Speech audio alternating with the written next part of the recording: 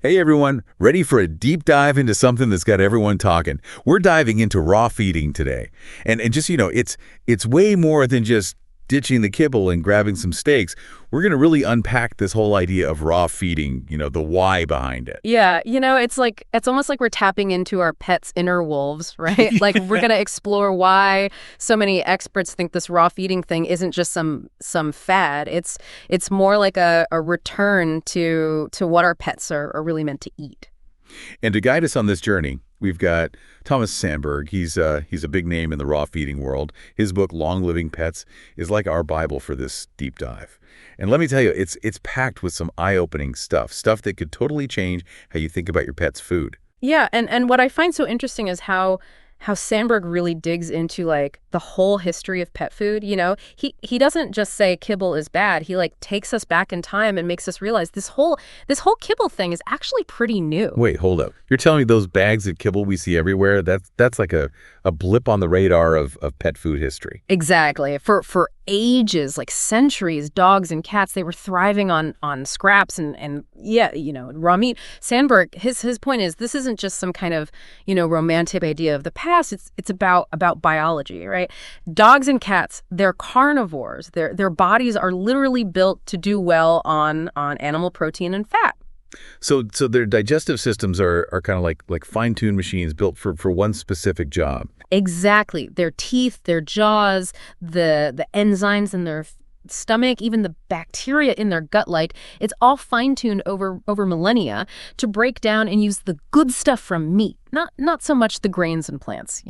So are you saying when we fill up their bowls with kibble, which, let's be real, has a lot of plant stuff in it, we're basically making their bodies work against how they're designed? That's Sandberg's argument. He says those plant ingredients, it's not that they're, toxic or anything, but they can put stress on their digestion. Think of it like this, right? You wouldn't put diesel in a gasoline engine, would you? Okay, that's a car analogy I can get behind. So switching gears back to raw feeding. Mm-hmm. If we're giving our pets what their bodies are meant to eat, what kind of changes are we talking about? Like what do we actually see? Oh, Sandberg, he calls it a total transformation. One of the first things people notice is let's just say it's about their bathroom habits. All right. Everyone loves a good poop talk.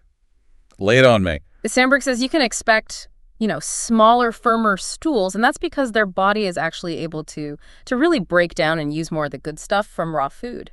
Less waste, less mess.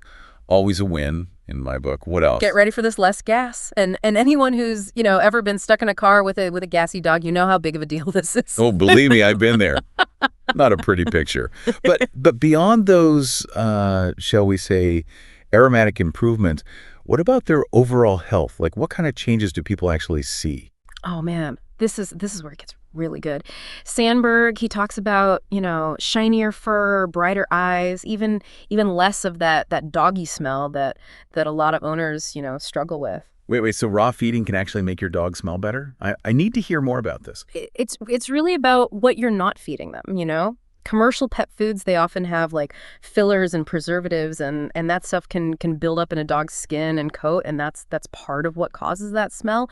But when you switch to raw, all that stuff is gone, and their natural, vitality, it just shines through. Wow, that's pretty amazing. It's like hitting the reset button on their whole system. Huh. But Sandberg, he doesn't just stop at those, more obvious changes, right? He goes even further and suggests that raw feeding can actually help pets live longer, healthier lives. Yeah, and he's got decades of research to back it up. Like in his book, he talks about this 30-year study. Can you believe that? A lifetime of work. And it suggests that a raw diet, when you combine it with, a holistic approach to pet care, it could significantly reduce the risk of cancer in our furry friends. Wow. Okay, now that's a game changer. It really is. And while we always need more research, it really makes you stop and think about what we're putting in those bowls, doesn't it? But here's the thing about Sandberg's approach. It's not just about the food itself. Okay, I'm intrigued. What else is he saying? He really stresses how important it is to work with your pet's natural instincts, making sure they're getting enough exercise, trying to minimize their exposure to toxins, even just making sure they're getting enough rest. It's about looking at the big picture of well-being. I love that. It's about honoring their nature, not just trying to control it with artificial stuff. But let's be real for a sec. For the average pet owner like me, the thought of switching to raw, it can be a bit overwhelming. Like where do you even start? That's where Sandberg's, practical approach really shines. He breaks down these different methods of raw feeding. You've got the more, I guess you could say, intense prey model raw, and then you have the simpler Frankenprey. He even talks about, those commercially prepared options, the pre-made stuff. Okay. Those terms are new to me, but I'm ready to break them all down. Let's start with the basics. What's the very first step someone should take if they're even just thinking about trying out raw feeding? Sandberg's big on, keeping things simple, especially when you're first starting out. Like, he suggests just starting with one protein source.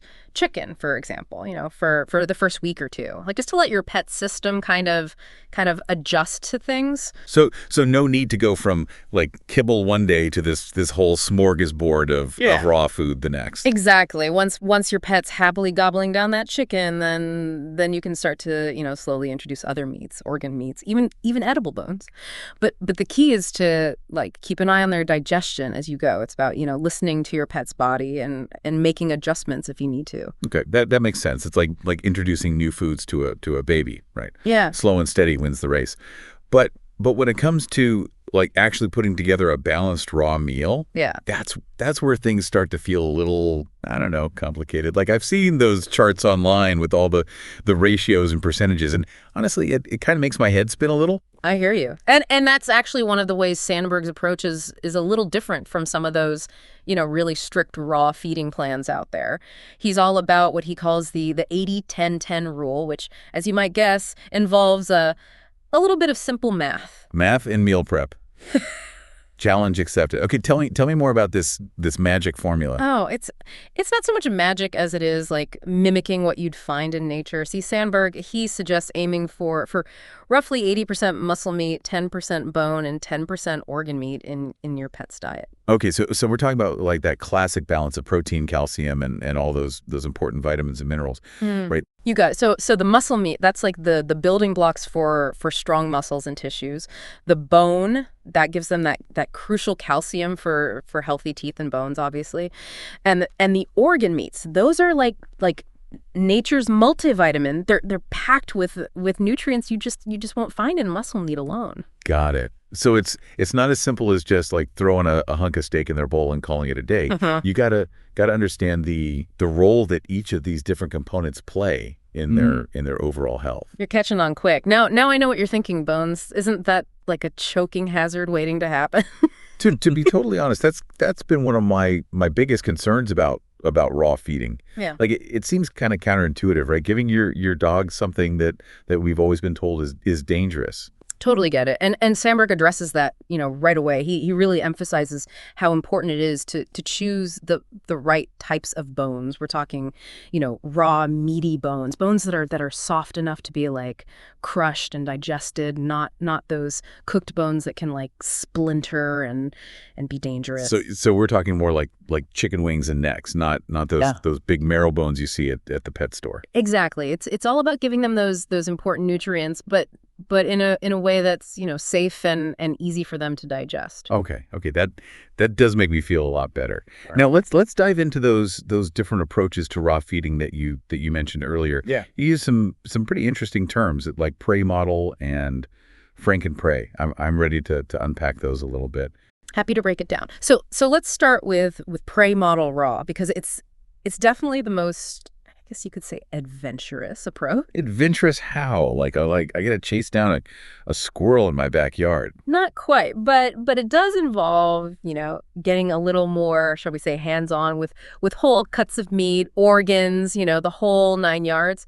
The whole idea is to really recreate the composition of a whole prey animal in your pet's bowl. So one day it's a chicken leg, like with the skin and cartilage and everything, and then the next day it's a chunk of beef with maybe some heart and a little tripe. You got it. It's really about, as closely as possible mimicking what a wild carnivore would eat in nature. That's fascinating. And while I can totally appreciate that commitment to authenticity, I'll be honest, like handling certain parts of an animal is not really my cup of tea. Are there other options for those of us who are, I don't know, a little more squeamish? Of course. And Sandberg totally gets that not everyone's, ready to embrace their inner butcher. That's where Frankenprey comes in. Okay.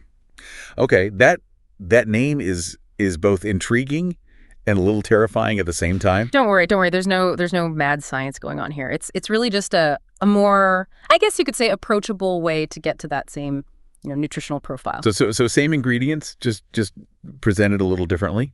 Exactly. So instead of feeding like a whole prey animal, you're basically just chopping up those meats, organs, bones, and mixing them all together in a bowl. It takes the guesswork out of recreating a whole prey animal, but you're still giving them that same variety of nutrients. That does sound a lot more manageable and probably a lot less visually, I don't know, intense, for lack of a better word. Exactly. And then, for those who are just starting out or maybe just, prefer the convenience, there's always commercially prepared raw food. You mean like those frozen patties and nuggets you can find at some pet stores? Exactly. Yeah. It's already portioned out, balanced, and it can make that transition to raw feeding a lot smoother, especially for beginners. That's good to know. But I bet Sandberg's got some strong opinions on which brands are, actually good. He does. He really stresses that it's important to choose high quality brands that are using, ethically sourced ingredients and following, really strict safety standards. So it's about, do your research, making sure the company is aligned with your values, just like we do with Yeah, our own food choices, right? exactly. Now, before we move on to supplements, I do want to address this one big misconception I hear about raw feeding a lot. This idea that it's got to be this really complicated, time-consuming thing. Yeah. I've definitely heard that too. People make it sound like you need a degree in animal nutrition to even think about raw feeding. And Sandberg, he really wants to debunk that. He says that, at its core, raw feeding is about simplicity. It's about giving your pet food that's, biologically appropriate and easy for their bodies to digest. So it's not about like hitting these perfect nutrient ratios at every single meal. It's more about just offering a variety of good quality ingredients and trusting your pet's body to kind of do the rest. Exactly. He really believes that our pets' bodies are incredibly intelligent, that they're adaptable, and that if you give them the right building blocks, they can pretty much self-regulate. That's a really refreshing way to think about it. It takes a little bit of the pressure off, wouldn't you say? Totally. And it really speaks to that broader philosophy of working with nature, not against it. And speaking of working with nature, let's talk about supplements. Okay, yeah, because this is another area where I feel like I'm always hearing conflicting information. Like some people say raw feeding completely eliminates the need for supplements, and others are like swearing by them. What's Sandberg's take on all this? Supplements. So why does Sandberg think they might still be important even when you're feeding raw? It seems a little counterintuitive, right? I mean, we're talking about a diet that's like already packed with nutrients. Right. You'd think so. But Sandberg, he points out that even the best meat, the highest quality meat we can buy today, it might not be as nutrient dense as it used to be. He calls it the depleted soil problem. You mean like the animals that the meat comes from? They're not grazing on those mineral rich pastures that their wild ancestors did. Exactly. And then on top of that, our pets today, they're exposed to so many environmental toxins and just stressors that can deplete their nutrients even more. So it's like we're kind of fighting an uphill battle against like modern life, even when we're trying our best. That's the idea. So Sandberg, he sees supplements as a way to kind of bridge those gaps, to give our pets that extra support and help them be as healthy and resilient as possible. And he's not talking about just, any old supplements. He's really big on the natural stuff, the whole food based options whenever possible. Okay, yeah, that makes sense. So what does like a Sandberg approved supplement plan look like? Well, he actually he shares his personal recommendations in the book. Colloidal silver is a big one for him. He uses it for hygiene and also for its potential immune boosting properties. Yes. He's also a big fan of fermented mushrooms for gut health and just, overall immunity. Okay, yeah, those are two that I've actually heard of. What about some of the others? What else is he recommending? Well, he's a huge advocate for omega-3 fatty acids. Those are crucial, for brain health, for their skin and coat, and for reducing inflammation. And like a lot of like holistic vets, he often sees that dogs are low in vitamin B. So he recommends supplementing with vitamin D3, but always paired with vitamin K2 to help them, actually absorb it properly. Makes sense. Anything else? What about like all those joint supplements you see, marketed for older dogs? Sandberg, he's got more of a holistic approach to joint health, but he does talk about the benefits of organic sulfur. You might know it as MSM. It's a natural anti-inflammatory and can really help with pain relief. Okay, I'm adding that to my list of things to research for sure. This is all such great info. But let's be real for a sec, right? Switching to raw feeding, researching all these supplements, it takes work. It takes time and effort. Yeah. For those of us who are used to like the convenience of just scooping kibble, what would you say is like the biggest motivator to actually make that switch? I think it really boils down to this: raw feeding. It isn't just about, helping your pet live longer. It's about adding more life to those years. Sandberg, he has all these stories about older dogs and cats who after switching to raw, it's like they get their spark back. They're more playful, they've got more energy, their whole like vitality just shines through. It's like they've been given a second chance to really thrive. Exactly. And beyond, those physical changes, there's this really deep sense of satisfaction that comes from knowing you're giving your pet the absolute best, a diet that's truly in line with what their bodies are designed for. It's about honoring that bond that we have with our animal companions, right? It's about being their health advocate, not just their caretakers. Exactly. Now let's be real though. The raw feeding journey, it's not always, smooth sailing, right? There might be a few bumps along the way. Digestive issues, picky eaters. You might even get some weird looks from your vet. Okay, yeah, let's address those elephants in the room. Like what happens if you make the switch and your furry friend is just not feeling the new menu? Picky eaters, they can be tricky, but Sandberg has some good tips. He suggests starting with a protein they already like, chicken, for example, and maybe try adding a little something to entice them, like a little bone broth or some raw egg yolk. Those are some good tricks. Yeah. What about the digestive upset? How do you know if it's just them adjusting or if it's something more serious? Sandberg, he's really clear that every pet's different, right? And it can take a little time to figure out that right balance of bone meat and organ meat, to keep their digestion running smoothly. Like if you're seeing loose stools or if they're, constipated, a lot of times it's just a matter of tweaking those ratios a little bit. So it's about becoming kind of a pet detective. Right. Paying attention to how they're reacting and making adjustments as you go. Exactly. And don't be afraid to reach out for help too. There are tons of online communities, holistic vets, experienced raw feeders. There are so many people out there who are happy to share what they know and offer support. Speaking of support, what about like those skeptical vets? Like what do you do if your vet isn't really on board with the whole raw feeding thing? Oh yeah, that's a common one. And Sandberg, he encourages pet owners to go into those conversations, with patience, with understanding, and with information.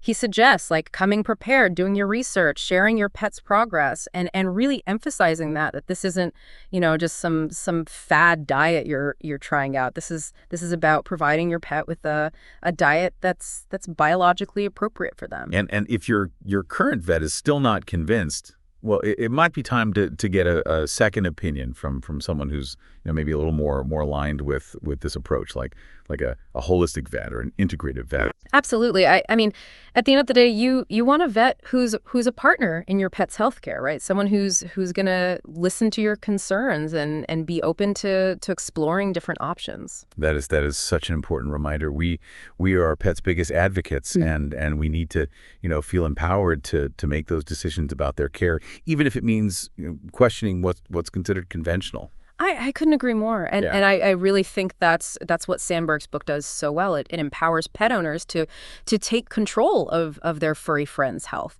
to be active participants in their well-being, and to never stop learning and looking for resources that can help their pets thrive. So as we wrap up this deep dive into the world of raw feeding, what's the biggest takeaway you hope our listeners walk away with today? If there's one thing I want to leave you with, it's this. Trust your instincts. You know your pet better than anyone else. If you're curious about raw feeding, don't be afraid to explore it, Do your research. Talk to other people who are doing it. And see if it feels right for you and your furry friend. Beautifully said. It's about doing what feels right for your pet, trusting your gut as a pet parent, and who knows, maybe you'll see some of those amazing transformations that Sandberg talks about, that renewed energy, that spark of vitality, that pure joy for life. It really is remarkable to see. It really is. Well, that's all the time we have for today's deep dive. A huge thank you to our expert for joining us and sharing all of your amazing knowledge on this fascinating topic. It was my pleasure. And to our listeners, thank you for joining us on this journey of discovery. Until next time, keep those tails wagging, those purrs rumbling, and remember, a long, healthy life for your furry friend starts with being informed and with a whole lot of love.